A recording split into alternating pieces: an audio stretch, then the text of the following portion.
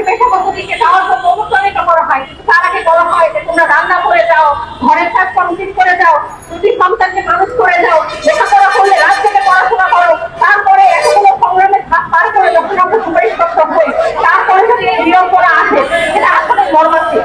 আমাদের এই যে আমরা যারা সুপারিশপ্রাপ্ত হয়েছে, আমাদের এখন সামাজিকভাবে, আর্থিকভাবে এবং আমাদের পারিবারিকভাবে এবং পেশাগত দিক থেকে আমরা একটা চিন্তিতভাবে আছি।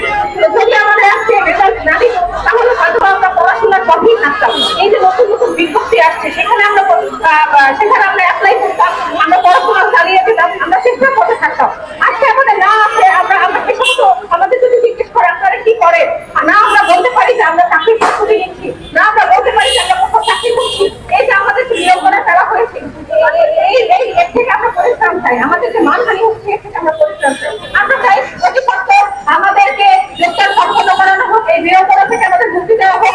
আমাদেরকে ফলাফল প্রকাশ করার আগে আমরা কেউ রাজপথে আসি। আজকে আমরা সুপারিশপ্রাপ্ত হই, রাজপথে কি হয়েছে না হয়েছে তা আমরা জানতে চাই না। আমাদের কাছে একটাই, আমাদের অতি সত্ত্বর প্রদান করানো হোক। এতদিন যদি আমরা যোগদান করতাম, তাহলে আজকে আমরা যোগদান করতাম, তাহলে আমরা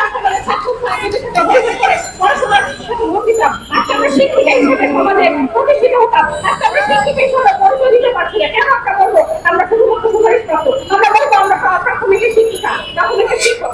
এই